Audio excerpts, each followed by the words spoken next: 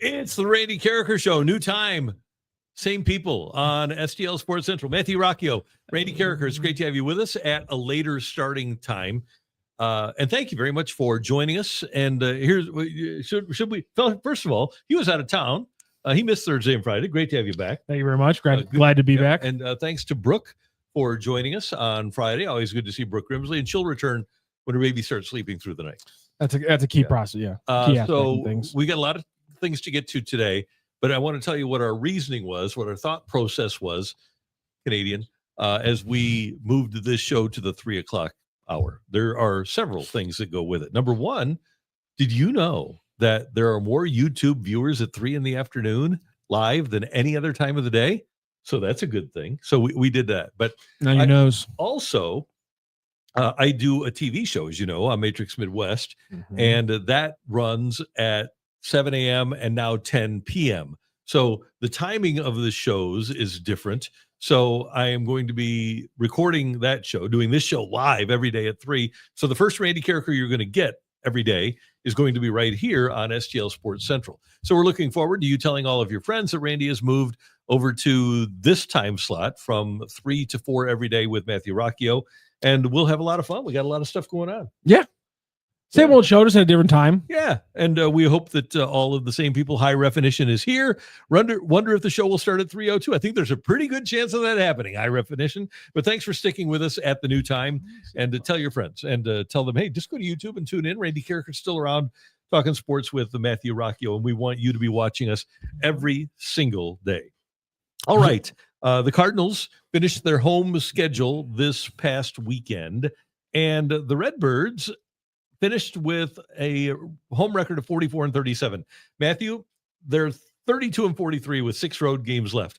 After a 2-12 start on the road, they got to 21-21. Now on the road, they're 32-43. So they've gone 11-22 since they got to 500. If they had been able to maintain a 500 record on the road, they'd be right now a game ahead of both the Mets and Cincinnati for the wild card. And if they finished at 500 on the road, which would be 40-41, I'll give them the loss rather than the win, they would be like 4 ahead of those teams. So just a few victories on the road would have made a huge difference. Well, not a few. 8 is a pretty substantial number, but still, if you were 21-21 on the road, if you would have been able to finish 500 on the road, the old adage, play 500 on the road, win 2 out of 3 at home, they wouldn't have even needed to win 2 out of 3 at home. 44-37 at home was going to be fine to make the playoffs this year.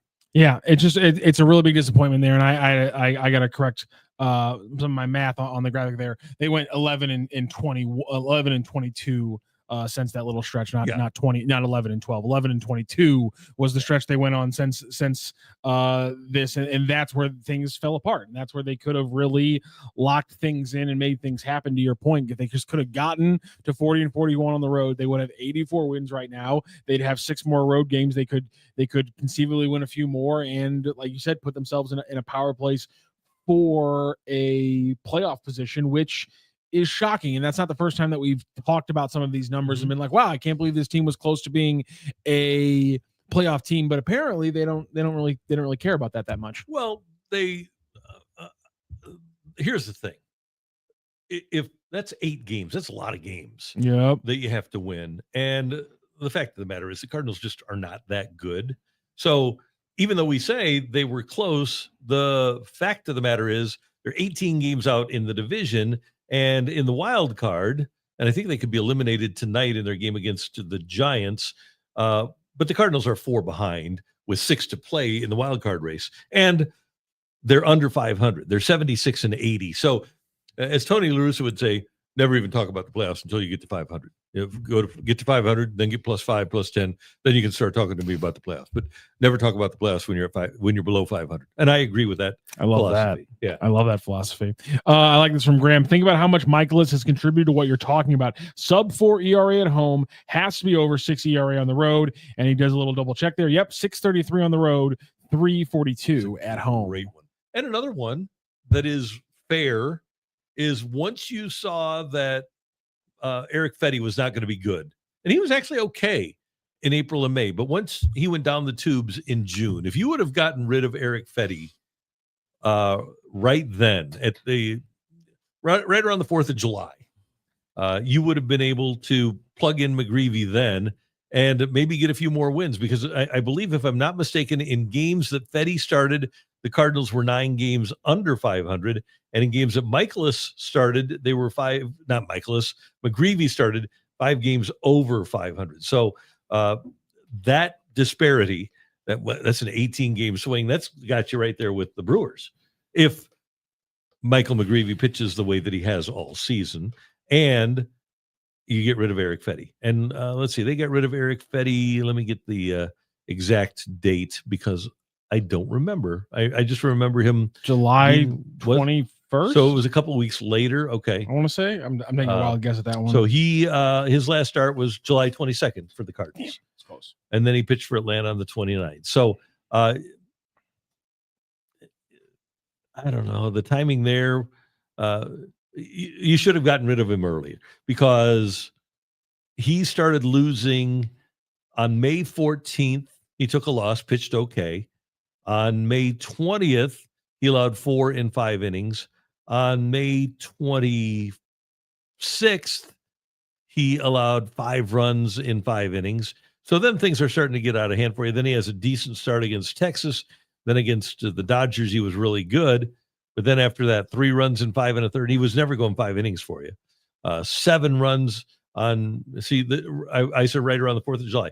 7 runs in 5 innings, or in 3 2/3 on June 25th. And then on June 30th, he allows 7 in 5 innings. And then he goes 1 1/3 and allows 3. So he was 4th of July. Yeah, I mean, it was terrible. They wasted their time, but I mean, that's not, in my opinion. You know, you just talked about it with Brooke over the weekend, and kind of and Katie Wu did an article as well, just the kind of the lack of answers that they got this year, and that's to me the larger crime of this season. By the way, we're getting a couple more questions because people are seeing that we're on now at a new later time. Cole Bassett's left foot. Is this the new time for the show? Enrico Palazzo just came in. What happened at 10 a.m.? Things had to change. Enrico Palazzo, Randy Karraker's schedule had to change, so our schedule had to change. But now the first Randy Karraker that you're getting in the day is right here on STL Sports Central at 3 p.m. every single day on the weekdays. We're coming to you at 3 p.m. a little bit later on in the day. Of course, you can always rewatch the show whenever you want at your convenience. On YouTube, you can get the audio version wherever you do get your podcasts as well. Lex Luthor, the MLB playoffs might be the most bloated in sports, even more than the NBA. I think, yes, because of the number of mediocre teams. And this is, again, we talked last week about a salary cap. And this is one of the reasons that MLB could use a salary cap, because you have the haves and the have-nots, and you really don't have much middle ground. You have teams that are dominant, and you have teams that are just not that good. Whereas in the NBA, you have, and the NHL, you have 16 playoff teams, but the talent is spread across all the teams, so that even a team that makes the playoffs as the 8th seed in its conference, like the Kings did about a couple of decades ago, those teams have a chance. The Blues, when they went to the Stanley Cup, they were a 6th seed, something like that, 5th seed. And last year, the Oilers were a lower seed and went to the Stanley Cup Finals. The talent level is spread more evenly among those other sports than in baseball. So we can look right now at the teams that have the best records in all of baseball, and then compare that to the teams that have the highest payroll, and they're actually pretty close. It's not exact, because Milwaukee has the best record, but Philadelphia has a top 5 payroll. They've got the second best record in the National League. The Blue Jays have a top 10 payroll and just gave a guy $500 million.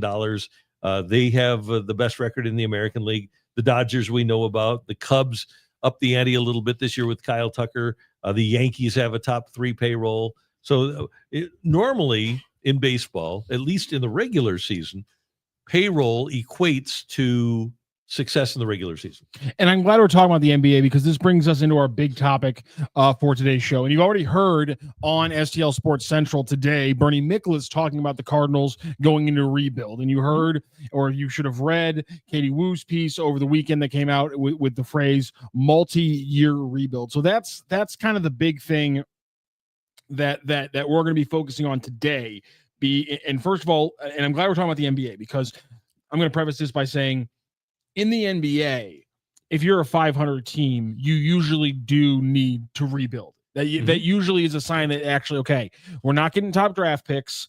We're probably a mid-market that can't buy a big name free agents. So we have to tank, get the top draft pick because that's the only way we're going to ever have a perennial all-star player, i.e. the Milwaukee Bucks in the Giannis Antetokounmpo situation. The point there is obviously is they didn't tank. They got him with the 16th overall pick. So you either have to hit with absolute unbelievable luck, making the greatest ever NBA draft pick if you're the Denver Nuggets to get Nikola Jokic, or you can draft a bunch of times really high up, a la the original Oklahoma City Thunder when they built with all those players. Right. So usually in the NBA, if you're in 500, you're in a dead zone.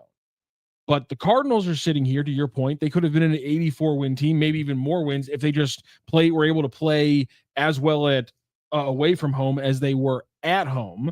So my question, and I want to get your first kind of opening thoughts here on the question, and then we'll hear what Bernie has to say about the rebuild. When you see the Cardinals, when you go through those numbers and you see a team that could have won 85 games, and then you hear the phrase multi-year rebuild, what's your initial thought process? Well, in analyzing the situation, I don't think there's any question that the Cardinals need to get better players, high upside players, because you can even talk to people in the organization, say, okay, who is your impact player? They don't have one. You look around and Gorman has some talent. He's probably not going to be here next year. Nolan Arenado, no longer an impact player. We love Mason Wynn, not an impact player. Donovan, nice all-star player, nice steady player, but not an impact player. We're talking about aircraft carriers. Probably their best hitter is Wilson Contreras. For most teams, he would not be the best player. And we know the outfield doesn't have it. And then you look at the pitching staff, and there's not a great pitcher either. The Cardinals are one of the few National League teams that doesn't even have a single impact player. I would go with the Cardinals, and I know some people like Mickey Moniak with Colorado. He's not an impact player. But then you look at the rest of the league with a guy like Churio or the starting pitchers for Milwaukee, or even this year, you look at Christian Yelich being back as a 30-homer, 100 RBI guy. Okay. Milwaukee, impact players. Philly, Harper, Schwarber, Turner, they're loaded. Zach Wheeler, Sanchez, they're loaded with impact players. The Dodgers are loaded with impact players. I don't even need to name them for you. The Cubs, Kyle Tucker has not had a great second half, but he's an impact player. Cade Horton, probably start game one of the playoffs for them. Impact guy. Padres, I was talking to a Cardinal official about the Padres, where it's Machado, it's Tatis, it's Bogarts. Their number 5 starter is Yu Darvish, who has not had a good year, but would start as the number 1 starter for the Cardinals. Probably won't even start for the Padres in the playoffs. The Reds, Ellie De La Cruz, again, bad stretch, is an impact player. Spencer Steer looks like he's an impact player. Hunter Green last week had a 1-hit shutout and is averaging 11.4 strikeouts per 9. Impact player. The Mets, Juan Soto, Pete Alonso, impact players. The Diamondbacks, Marte, Corbin Carroll, impact guys. Plus, they have one of the best pitchers in baseball, Corbin Burns, on the shelf. The Giants, they go out and get Devers, add him to Adames and Chapman and Logan Webb, impact guys. You have the Marlins with Sandy Alcantara. The Braves have had a bad year, but you have guys like Austin Riley and Ronald Acuna, who are impact-type players. The Pirates, Jared Jones is on the shelf. Paul Skeens is an impact player. Paul Skeens would be the Cardinals' best player. Washington, with people like James Wood and people like Mackenzie Gore, they have impact guys on the way. And then Colorado, I'll say that Colorado is in the same boat as the Cardinals without having an impact guy. So do the Cardinals need a rebuild? Absolutely, because they need to build up with at least 1, preferably 2 or 3 impact guys. And here's the problem that I have with the Cardinals moving forward, Matthew, is that they aren't going to be spending money. Well, The Brewers went out and got Christian Yelich from the outside. The Phillies went out and got Bryce Harper and Kyle Schwarber from the outside. The Dodgers got Ohtani and Freeman and Betts from the outside. The Cubs got Kyle Tucker from the outside. The Padres got Machado and Tatis from the outside, and Bogarts. The Reds, Hunter Green was homegrown. Maybe the Reds are what the Cardinals are striving to be, but the Reds have homegrown guys. The Mets went out and got their guys. The Diamondbacks did a great job of building from within, but they were also very creative. Before they traded Merrill Kelly, they brought him in from the outside. They did a really nice job of bringing in Burns. We talked about the Giants guys. The Marlins got their guy from the outside. The Braves have done a really good job, but when they won the World Series, it was a bunch of guys from the outside, right? And then the Pirates, the Pirates have impact guys, but you don't want to be chasing the Pirates, then you got real problems.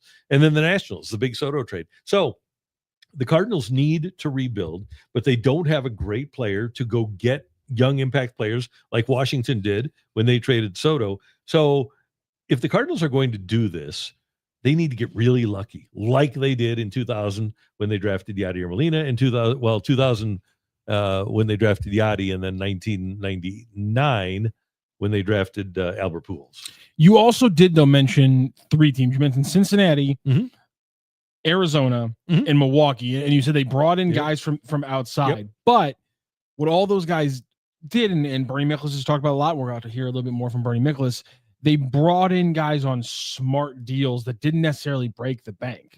So when I hear multi-year rebuild, my question to that is, wouldn't a multi-year reinvestment do the exact same thing? If they just simply start making smart moves and are allowed to spend not a lot of money, but a reasonable amount of money comparative to Milwaukee, Cincinnati, and Arizona, who again are never described as breaking the bank when it comes to how they build their teams. Are we giving too much of a crutch of saying the previous organization, the previous group screwed up, and now we need this group to change things, when it's just, we just need them to be better at their job? Here's the thing. The Cardinals aren't going to spend more money than they make. All right. They've got a minor league system now that they've invested in. They've got 400 local employees, and they do have the payroll. Their revenue is about $385 million. They aren't going to put themselves in a position where they're going to sign a couple of guys to massive contracts that even give them a chance of not making money. So I don't think that is a logical thing. Hey, there's a reason that Rob Cerfolio and Larry Day are in the Cardinal organization. The franchise to look at is the Cleveland Guardians. Now, Cleveland hasn't won a World Series since 1948, but that is the franchise that the Cardinals are emulating. For better or for worse, they're going to be loaded up with young players. Now, the Guardians got lucky because they signed Jose Ramirez, who might be the best player in baseball right now, and they've loaded up on good young pitching. But have they brought in any big money players from the outside? No. And that's, to me, when I look logically at the Cardinal situation, where they're headed. They seem to be trying to copy what the Guardians have done over the years, not what the Brewers did when they acquired and signed a guy like Christian Yelich, not what the Reds have done when they have built from within. But it seems like when the Reds have needed to make a trade in the past, like when they went out and got Trevor Bauer a few years ago under this same ownership, they've made the moves. Until the Cardinals start making those moves again, I'm not going to believe that they're going to make them. Something has to kind of come back down the line that says, okay, this is what this organization's about again. Yep. And here's the thing: when I talk about impact players, and I would not be averse to the Cardinals signing players to extensions, but they don't have a Bobby Witt to sign to an extension, or a Paul Skeens to sign to that extension, or even a Julio Rodriguez. They don't have that guy to sign to an extension. The Cardinals' best player, and I like them, but they don't rise to the level of a Churio that Milwaukee has. They don't rise to the level of those guys. They have nice players, but they don't have great players. They don't. I mean, they only have one All-Star, and they have some guys with All-Star ability, but that hasn't shown itself yet. And they kind of screwed themselves over, I think, if we're honest with ourselves, because they thought Jordan Walker was going to be that star. And right now, it doesn't appear that he's going to be that guy. Bernie Miklasz, one of the fun things about going on this later time is that we get to hear from Bernie before we jump on the show. So here was Bernie Miklasz earlier today on the Bernie Show talking about some people's unwillingness to use that R word, rebuild. This is the way hardly any notable people in the St. Louis sports media want to use the R word. Oh, we can't say that. Oh, we can't say that. I'm exaggerating for effect, but for the life of me, I don't understand why. Credit to Katie Wu, the Athletic, for being straightforward in her reporting and for using the word rebuild without hesitation. That's the R word I'm talking about. And if you follow me, I have been telling this and other audiences for months and months that the rebuild is already underway. And over the last couple of months, I've added details about how this rebuild will go, which is slow and methodical and done the right way without any cheap jack fake signings to try to fool fans into thinking they're trying to win. There won't be any shortcuts here, no misleading press conferences, trying to hustle the fans into believing that the Cardinals are still trying to win. They'll be trying to win the games they play, but in terms of an overview, no, this is a time to rebuild.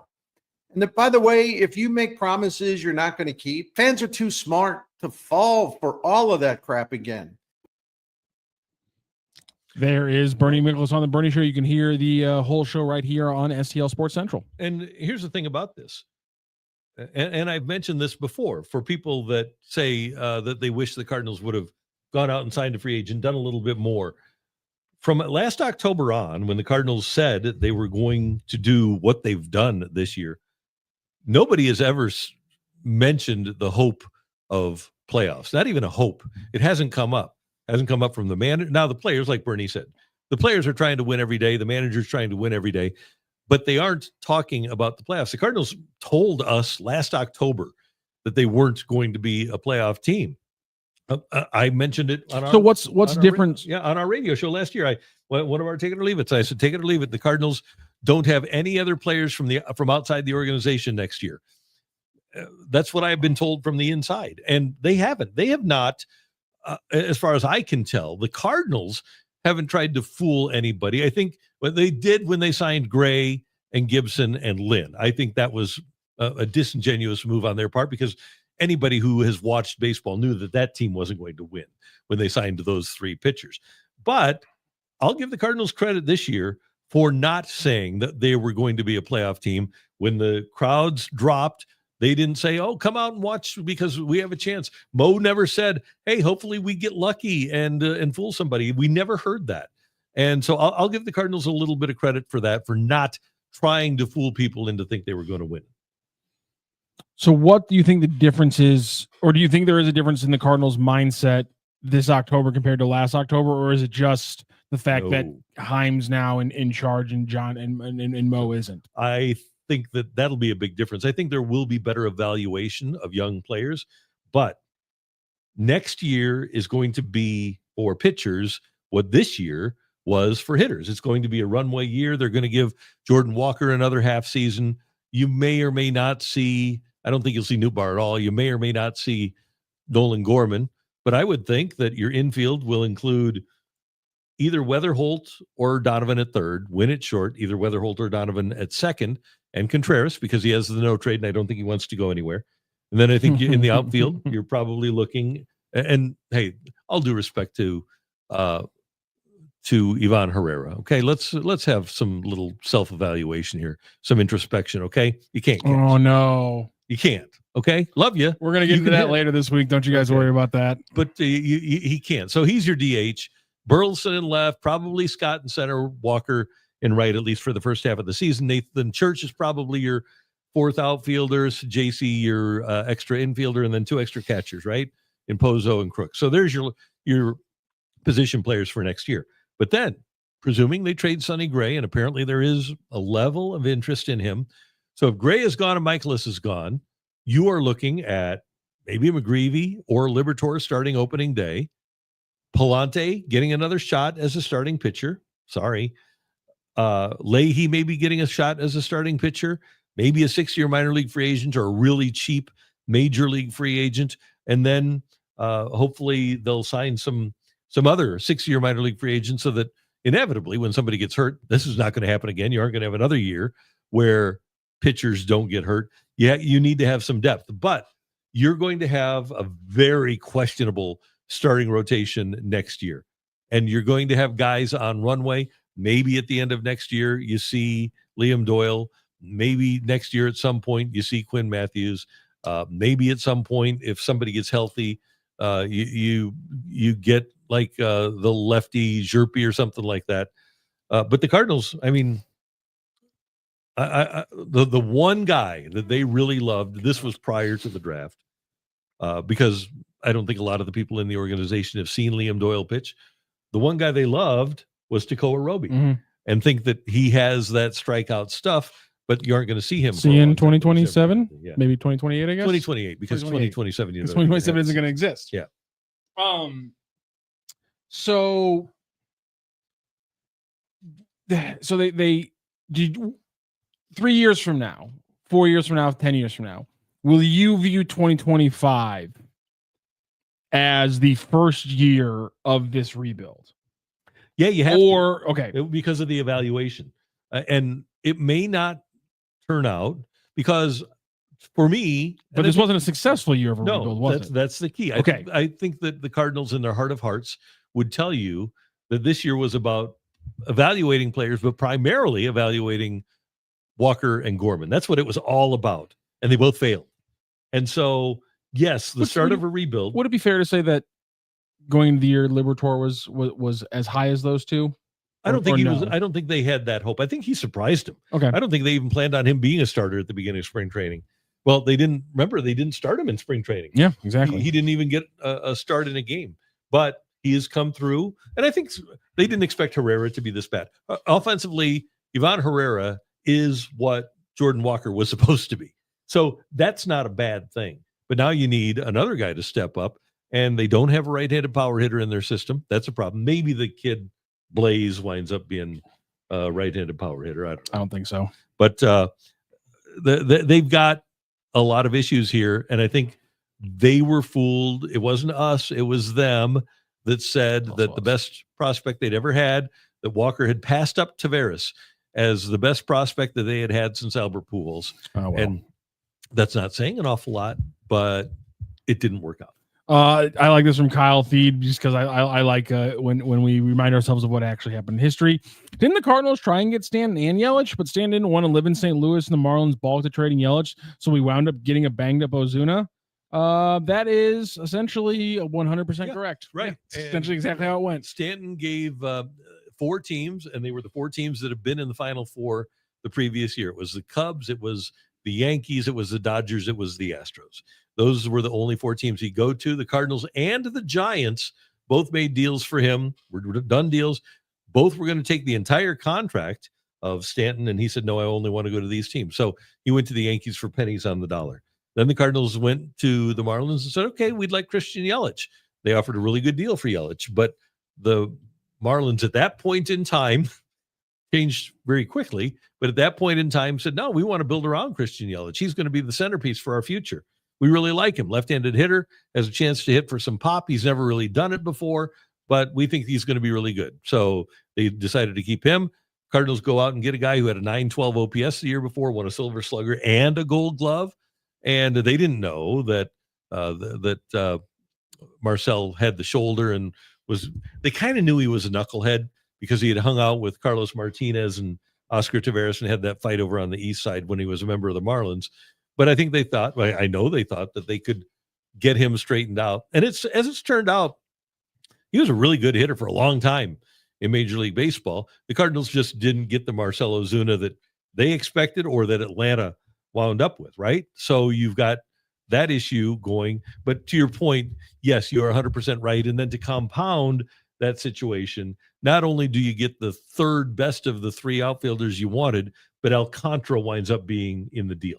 Cole Bass's left foot. I'm willing to give the Cardinals 5 years to rebuild. Who is with me? I put out a poll question for the show today. Do you want the Cardinals to start a quote-unquote multi-year rebuild for a return to playoff consistency? The overwhelming majority is voting yes at a 77% clip. Not surprising there because I gave you such a favorable caveat. The other half of the multi-year rebuild was, of course, that you have multi-years like this, where you have rebuild years like 2025, where you don't actually get the stuff done that you have to get done. And then that 4-year rebuild turns into an 8-year rebuild, and then it turns into a 12-year rebuild. And by year number 9, everyone's pissed off, and no one wants to really be part of the rebuild anymore. And that happens when you have bad evaluation. White Sox. Okay, right. White Sox, the Royals for 30 years, the Pirates for 30 years. So the Brewers between 2013 and 2017 never made the playoffs.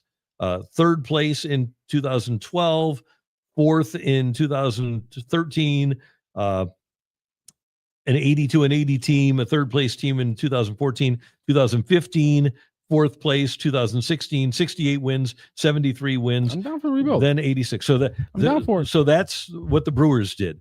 Since then, first, second, they had a down year in the COVID year, but then first, second, first.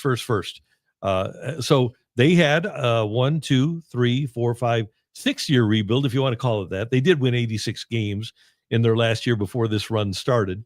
And then if you look at Cleveland, it's been kind of the same situation, although Cleveland has never had to go down. And I think a big part of that was having Tito Francona as their manager. I think I'm not disparaging their development of players, but I think Tito Francona is one of the few managers in baseball that makes teams better than they really are. But they went a 5-year stretch between 08 and 12, winning 81 games, 65, 69, 80, and 68.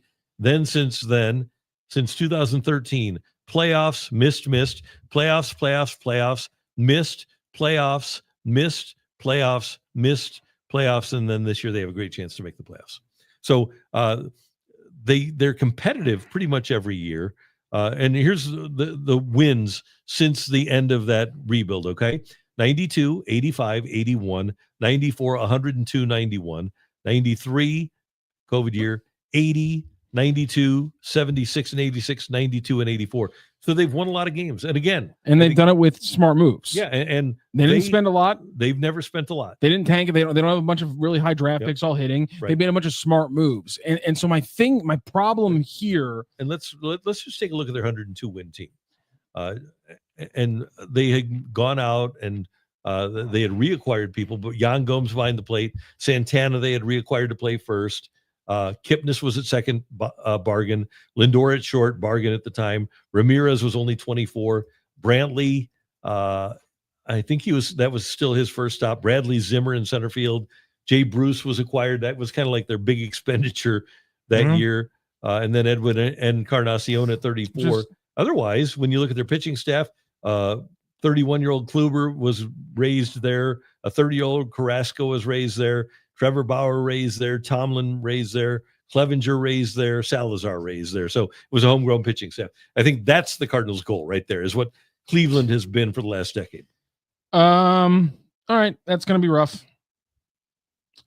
What, 5 years? I just never making it to or winning a World Series. It's my issue is and maybe this changes when a salary cap is here after the lockout and things like that. But like going back to the NBA thing, it's the one thing you don't get in the NBA or the one thing you have in the NBA that you don't get in baseball is the ability to turn around top 5 picks at a pretty high level. I mean, it's coming more so in Major League Baseball, but still pretty up in the air. And they've gotten their 2 high picks. Mm-hmm.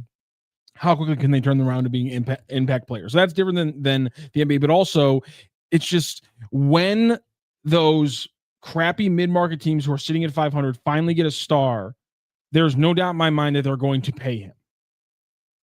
I still have doubt in my mind the Cardinals are going to pay the player in that example. So if there is not a salary cap, I can almost guarantee you that the Cardinals will not give a 13-year contract to a player. And that's my thing is like without a salary cap, the card, when we're just talking about baseball, the other half of the pie is that if I don't have top 5 picks that immediately make my team the next year, like I do in the NBA, but I will be signing that player every time, even no matter what mid-market I am. I'm going to get my top 5 player if he's a star. I'm going to get him on a second contract. I don't have the confidence on the Cardinals that they're going to lock in their top 5 pick to a second contract guaranteed the way it is. And so the idea that, well, you got to blow it up because you're almost a 500 team, but you're not a championship level team. In most situations, I'm the first person to say, yeah, go for it. And in this situation, I'm not saying they should do the opposite, but the consistency that people, the reasons why it's worked in other situations, I still don't necessarily exist in St. Louis right now. And that worries me. So I can make an argument here, and I think that you could do a small rebuttal, but I don't think that you'll say, oh, that's ridiculous. When I say to you, over the last 5 years, best organizations in the NFL, Niners, Bills, Eagles, Ravens, Chiefs. That's fair. Fair to say that, those, if not the best 5, they're 5 of the best, okay? Yeah. All of them have won at a consistent level. The Niners have been to a Super Bowl. The Bills have not. The Eagles have. The Chiefs have. The Ravens have not, but they've been to AFC Championship games. The thing that a salary cap does is it puts a premium on intelligence and evaluation in your front office. The reason that the Niners can lose 17 players during an offseason and trade Deebo Samuel and not have Brandon Ayuk and not have Brock Purdy and not have George Kittle and now have Nick Bosa out for the season and still compete, the reason they can do that is because they're smart. The reason that the Buffalo Bills can lose Stephon Diggs and lose their offensive line and lose a guy like Terrell Edmonds, who had a great day for Chicago yesterday, and lose their starting corners, Tre'Davious White and things like that. The reason that they can do that and still succeed is because they're smart and they draft well. Same thing with Philadelphia, most talented team in the league. They aren't loaded up on free agents, but they get a guy like Jalen Hurts in the second round. They make a crafty trade for A.J. Brown. They take Devontae Smith. They rebuild their defense with guys from Georgia, and they lose players, but they keep going on and winning. Who are the guys that play defense for the Kansas City Chiefs? Nobody knows. And then Baltimore keeps winning every year and keeps plugging in best players and keeps having the most talented teams in the league. That is what a salary cap does for you. If you're smart, you can win and continue to win. In baseball, without a salary cap, if you're a team that's in a market like Buffalo, which they don't have, but Kansas City, we'll throw Green Bay into the mix here. If you're a smaller market team, a mid-market team, and you're good for a stretch of 5 years, your great players are going to be poached. They're going to be taken away by the Yankees or the Dodgers. Yeah. And Skywalker 1982, Braves, Phillies, Cubs, Astros, D-backs, all those teams have rebuilt in the last 10 years. All those teams are in top 10 media markets. Yeah. Yeah. And it is interesting how the payroll in Major League Baseball, when you look at the top paid teams, they are in the bigger media markets. And as much as we like to look at Milwaukee this year or look at Arizona a couple of years ago and say, well, no, you can win without being a big market team. A couple of things. Number one, let's see how those teams do once the playoffs start, because you can win, and you can even get to a World Series with having a lower payroll, but you can't consistently win unless you have the ability to keep good players around. So would the back half of the poll I gave to people, do you want the Cardinals to start a multi-year rebuild for a return to playoff consistency? Vote now. Is it a little bit kind of cheating to have that end of the question and not have, because the multi-year rebuild is going to give you some more talent. But to your point, if you're not willing to consistently spend to keep that roster at that level, then playoff consistency isn't going to stay for very long. And so that's kind of my big thing here, which is the next thing I'm going to say. Could the multi-year rebuild be just as much about, first of all, managing expectations, getting as many darts at the dartboard as Bernie kind of phrased it, but could a 3 or 4 year rebuild also line up to when they start getting TV money again at a higher local level? Are we talking about revenue sharing and a cap and a floor? that also could be a part of it as well. But I'm also talking about if there's not a cap and a floor, but just talking about getting another, maybe not the $50 million check they were getting prior to everything crumbling, but them getting another 20, 30 million. All of a sudden, does that line up potentially with this rebuild being a multi-year thing? And all of a sudden, now after these 3 years, now we can spend an extra $40 million on the payroll, because to your point, you don't expect them to spend the money unless the money's coming in. Exactly. So is there a way that these timelines line up in a way? It could work out. They would have to get kind of lucky. And now let's, to your point, if they don't have a salary cap, let's go back to the 2007. Let's go to the World Series. Cleveland Indians team that lost to the Cubs in 7 games in the World Series.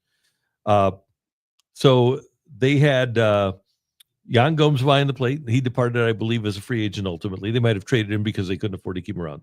Mike Napoli was an old first baseman. Jason Kipnis was just a guy. They had to trade Lindor because they couldn't afford to keep him. Raj Davis moved on. He was already 35 by that time. Tyler Naquin kind of crashed and burned. Chisenhall. It was not a great team in terms of the lineup. But here's the key.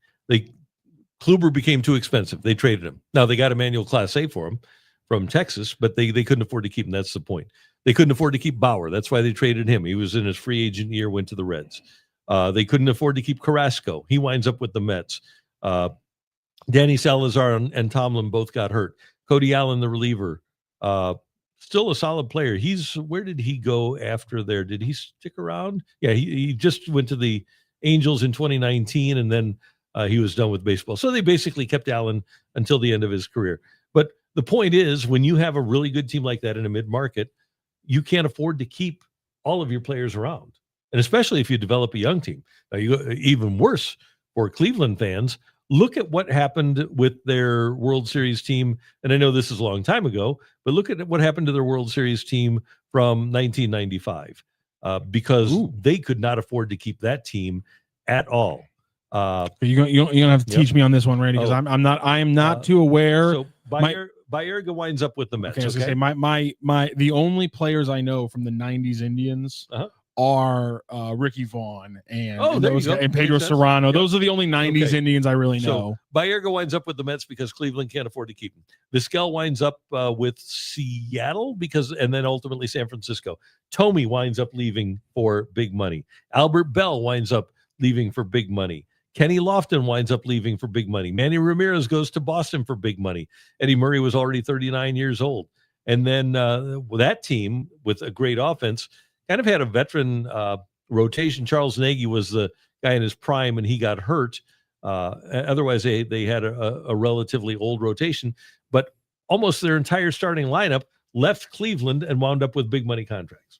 And that's the way it works. That's the way of the world. And this is the point I'm trying to make with the cap, is that the Oklahoma City Thunder have signed Shai Gilgeous-Alexander to the richest contract in NBA history. Chet Holmgren gets a big deal from them. The defensive guy, they signed 3 players to monster contracts. Oklahoma City can do that, okay, with a salary cap. The Chiefs can afford to keep around Chris Jones and a Patrick Mahomes and a Travis Kelce and Trey Smith and a Creed Humphrey. Now they have to make choices. They have to get rid of an Orlando Brown once in a while. You can't keep everybody. They didn't want to get rid of the Honey Badger when he left, but they did. But the point here is that in the NBA, in the National Football League, even in hockey, where Edmonton can afford to keep both Connor McDavid and Leon Draisaitl, when you have a cap system in place, mid to small market teams have a chance. Without a cap, they don't. You're really hoping for some changes with a lockout coming up, won't you? It won't happen because of the greed of people like, number one, Scott Boras, but then Scott Boras's clients. And I don't blame them for being greedy, but they aren't working in the best interests of the sport. And I'm glad that the owners deserve some blame in that greed. Yeah, no doubt about it. But here's the thing: in terms of a salary cap and revenue sharing, how much more than $330 million can a guy like Bryce Harper spend? I don't know. I have no idea. So he has to be able to spend a lot. Right? Yeah, but his great grandchildren shouldn't have to work, Randy. Oh, that's true. He's that good at baseball. But you know what? If He should be an American aristocrat. What would be the difference between 230 million and 330 million? I don't know. I've never thought about that. I've never had the luxury to think about that question before. Put this in perspective. And the problem is that when those guys make more, like remember when Josh Allen said, I told my agent, get me a good deal, but make sure that we can keep our guys around. You think Scott Boras ever says that, or a Scott Boras client ever says that to Boras is, hey, make sure I get a good deal, but make sure that the team has enough money to buy other guys too. I bet you a Scott Boras client has never said that. Certainly don't have to in baseball. As long as the owner's got the money. As long as the owner's got the money. And the problem is that not all the owners do. Well, they have the money, but they don't have the revenues. Different thing. Yeah, let's remember, because especially if we're talking about the owners here in St. Louis, they definitely have the monies. They don't necessarily have the revenue to do it. And honestly, again, we might not like it, but that's one of the things where I throw up my hand and say, it's something I don't like, but it's the reality of the situation, and nothing's going to change. And I don't care how mad you are. You're not going to change the mind that a business owner is always going to want his business to be profitable. And I think that's a fair question. If you are a business owner tuned in today here on STL Sports Central, first of all, we thank you for taking a part of your day to talk to and visit with us. If you are a business owner, do you ever allow your business to lose money and then pay payroll out of your own pocket and still lose money? Do you ever do that? Because I don't think that's the way a successful business generally works. Just saying. Especially because the primary reason is kind of your own jollies. Yeah. I really like my team to win. Yeah. Well, and Steve Cohen is that one guy. He's that one guy. Yeah. He's the one guy. But even there was another guy, but he died. Yeah, Seidler. Yeah, but even the Dodgers, they made $700 million off of Shohei Ohtani last year. They made his entire contract up in 1 year. We weren't supposed to talk baseball this much. The high definition was very, very mad at us for talking baseball for the first 30 minutes. Oh, and my problem is, like, when I went to make the show today, I was like, I can't get away from the idea that the St. Louis Cardinals, like telling people, a reporter behind the scenes, that it's going to be a multi-year rebuild. Essentially, I can't get away with that being the biggest story in St. Louis. The St. Louis Cardinals doing a multi-year rebuild is something that, when we thought about the idea of it a year ago, people looked at us like we were crazy, and now it's just like, yeah, this is what's happening. So, unfortunately, that was the biggest story, I think, coming into this morning. And I want to reference Graham's point here that free agent spending isn't the cure. Free agent spending should be supplemental. Well, in an ideal scenario, that should be the case. The fact of the matter is, the two teams that played in the World Series last year, the Dodgers, free agent Freddie Freeman, free agent Shohei Ohtani, trade for Mookie Betts, and then signed him to a $350 million contract.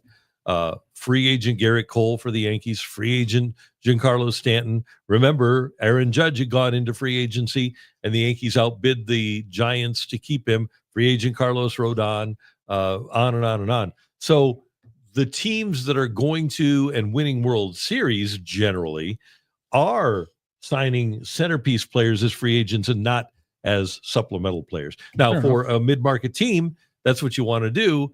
But then what happens is, when your players become superstars, they go to the Dodgers or the Yankees or the Mets. That can be problematic. Yeah.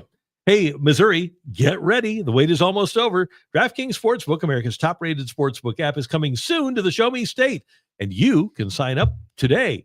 New Missouri customers get $300 in bonus bets when DraftKings launches on December 1st. Download now and place a $5 bet when DraftKings goes live. And DraftKings Sportsbook brings everything you need to elevate your game day, including live in-game betting, lightning-fast payouts, and endless ways to get in on the action, all right from your phone. And when they do officially go live in Missouri, you'll be betting with the Sportsbook app, trusted by millions, safe, secure, and has fast money withdrawals. Download the DraftKings Sportsbook app and use the code STL Sports to grab $300 in bonus bets with just a $5 bet when DraftKings goes live in Missouri on December 1st. That's code STL Sports in partnership with DraftKings Sportsbook. Gambling problem? Call 1-800-GAMBLER. 21 plus, physically present in Missouri. Eligibility restrictions apply. Bonus bets expire 7 days after issuance. Excludes customers who redeem pre-launch sign-up offer. Terms at sportsbook.draftkings.com/promos. I nailed that one. You did. You absolutely nailed that one. We have some comments towards my last comments there, and that was Jack Chester Summer, multi-year rebuild. Y'all don't remember 90 to 95. Calm down.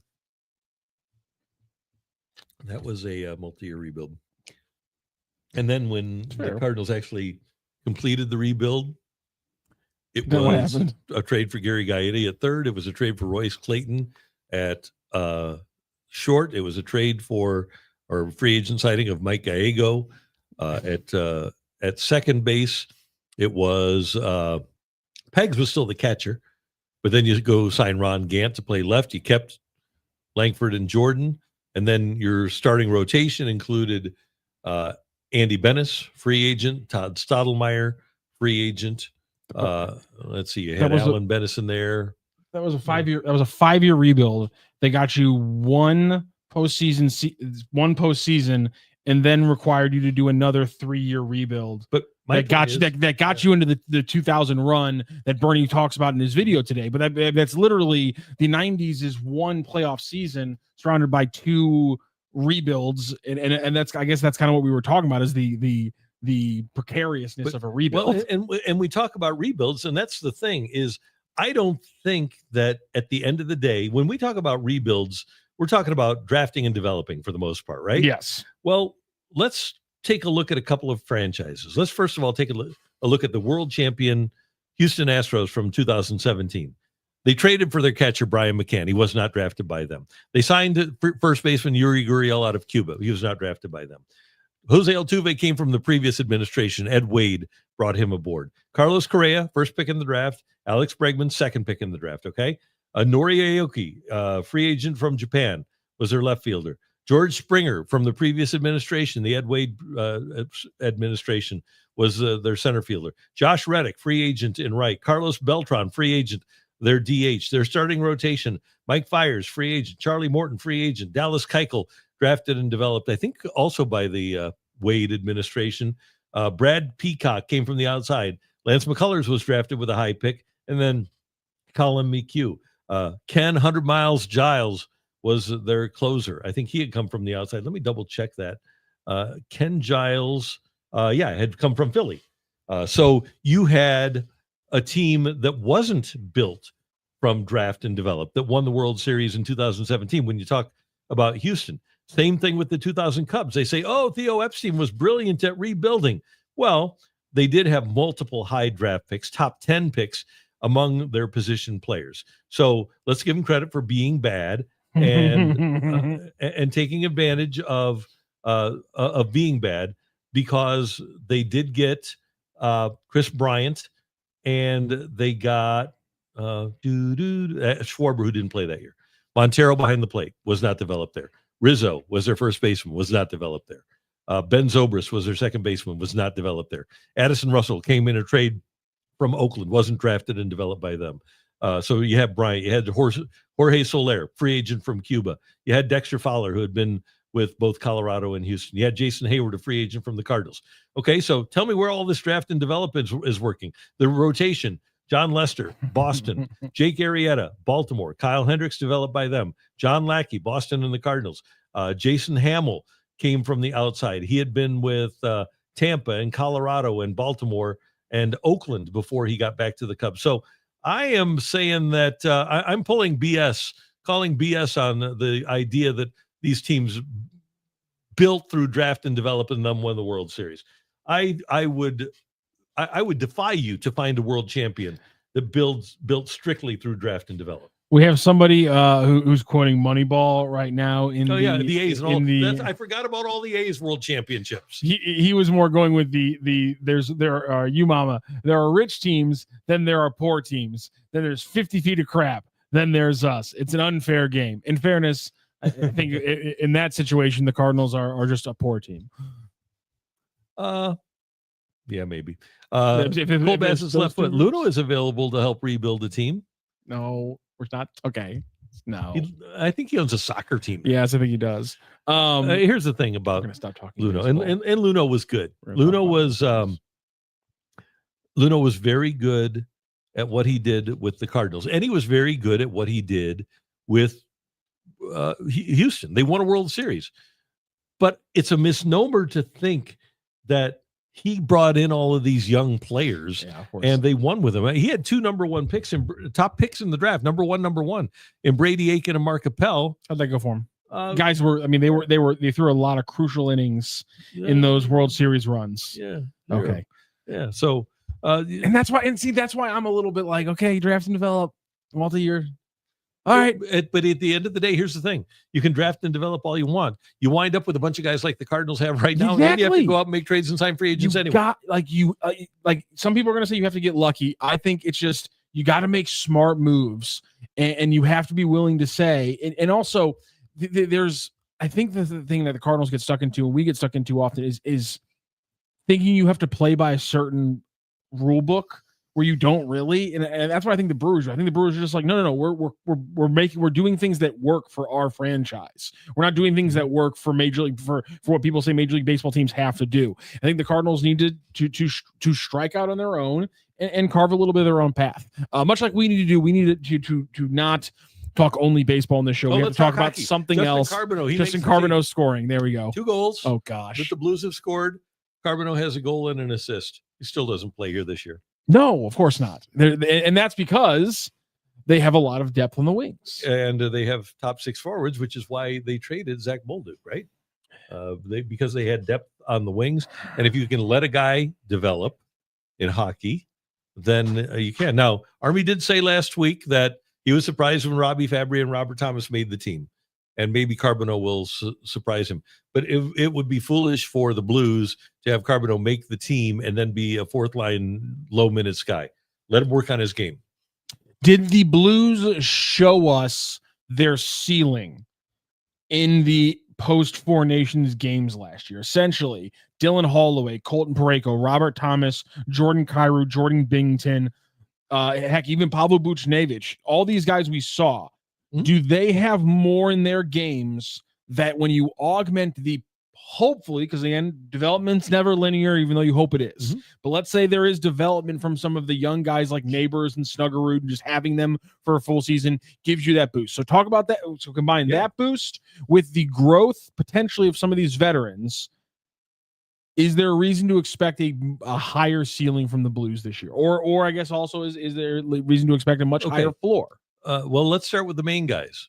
Robert Thomas only played 70 games, had 81 points. I think that Robert Thomas can be a point-a-game guy, and he was last year. So if he plays 82, I think he can get to, or if he even plays 80, I think he can be a 100-point guy. I feel like we should just break out the entire Blues stat book last year. Like I feel like they need to give us the Montgomery stat book, which is like I only want the Blues stats last year from Montgomery coached games. Like how many points did Robert Thomas have last year in just games coached by Montgomery? That's the big question. He led the league in scoring after the Four Nations. So that would tell you pretty good. A lot of points there. Yep. I still think Jordan Kyrou can be a 40-goal guy. He had 36 last year. His career high is 37. Holloway missed the last 4 games. I don't think that he's maxed out. I don't think he maxed himself out at the age of 23. I think there's more there for Holloway. Buchnevich is what he is. Shen at this stage is what he is. Robert Thomas, after the Four Nations, was a 1.5 player per game. Yeah, there you go. I think Neighbors, because Neighbors showed us a few years ago when he had 27. I think Neighbors can do more for you. He had 22 goals last year. I think Fowler and Parayko were maxed out last year. I think Justin Falk is maxed out. I think there's more there for Broberg, who only played 68 games. And I don't think he ever really was the same after he came back from the injury either. I think Toropchenko probably, you what you see is what you get. Walker, the same. But I think that there are some young players here. You mentioned Snuggerud. The idea that Robert Thomas is capped out is crazy. Yeah, no, I don't think. I think he's a 100-point guy. I don't think that he's anywhere close. So I think that I think there is talent here. I'm intrigued to see what Broberg can do in his second full year and his first full year under Jim Montgomery. And like the idea for a guy like Robert Thomas, for me, it's like as this year changes and develops, we're going to see him get a lot of different wingers. I have a feeling on his line, not only is it going to be Kyrou, is it going to be Booch, but when we start seeing him with Neighbors and Snuggie, there's potential we open up just an unbelievable scoring connection. Yeah. And so, agreed. To all the people out there who are like, yeah, sure, Robert Thomas is a solid player now, but I don't see him getting better. Down decision. I don't understand what you're watching. No. But I mean, you watch more hockey than me, so I'll give you a little bit of the benefit of the doubt, but I don't understand. And maybe this is just Blues colored glasses, but when you look at a team that is still so young, that still has so many players who are either in their prime, entering their prime, or before their prime, And so let's just say only half of these guys develop in a linear way. The Blues will be better than they were last year. And if you can extrapolate even partially what they were post Four Nations, this is a playoff team, even in maybe the toughest division in the entire league. And that kind of iron sharpens iron. When you have young players like that, they're going to be damn dangerous this entire season. And I think anybody underestimating them or maybe betting on their season unders is going to lose a lot of money. Snuggerud is 21 years old. These are people that I would anticipate will be here. Mailloux and everybody over there is just raving about Logan Mailloux so far. He's 22 years old. Neighbors is 23. You have a bunch of 24-year-olds, including Holloway's 24, Broberg's 24, Tucker is 25, Hofer is 25. It's a really young team. Robert is only 26. Robert Thomas is only 26.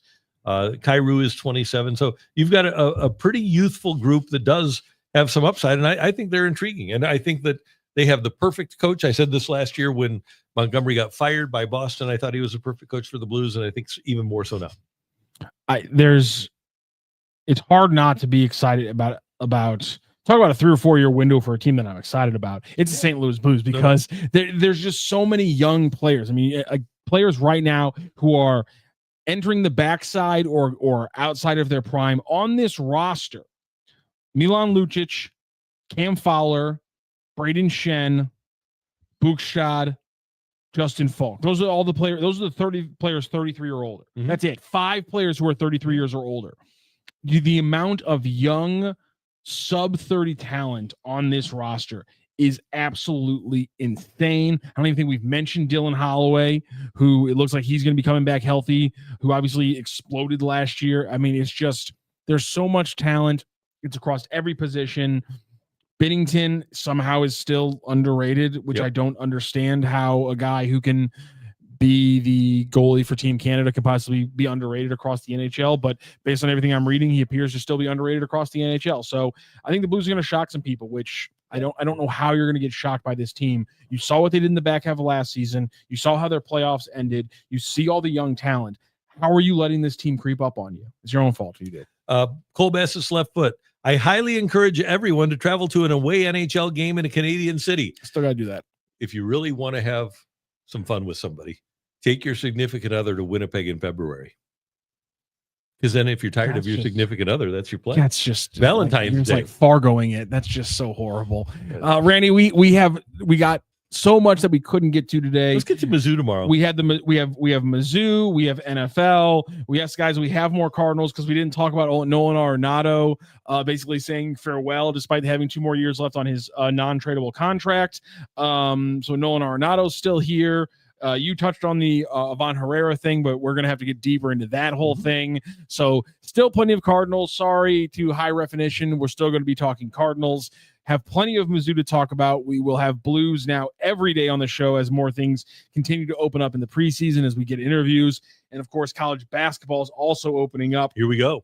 Today, as we were live, SLU Basketball was having one of their first practice availability of the official practice term as it opens with the now 20 hours they get to work this week. So hopefully we'll be talking some college basketball this week as well. We have so much to do at our new time, 3 to 4 p.m. and it's past 4. So we got to go. And I guess we should, let's just mention this. We've in our final minute, I guess indefinite is a week. Right? You get suspended indefinitely, you're suspended for a week. I could use, you know what? I liked vacation. Let's say some wild shit and get a week off. There you go. Let's just start saying some wild stuff and see what happens. See what happens. I can use a week off. Yeah. Great job by Matthew, as always. Wilson joining us and getting us on the air here. We appreciate you being a part of the show. Tell everybody you know that we're on at 3:00 now live on STL Sports Central. Don't forget you like this page on the YouTube, because then you'll find out every day that we're coming on at 3:00, because we want you to communicate with us. So you're a part of the show, and we got a lot to talk about here on the Randy Karraker Show on STL Sports Central. We will see you tomorrow. Have a great night.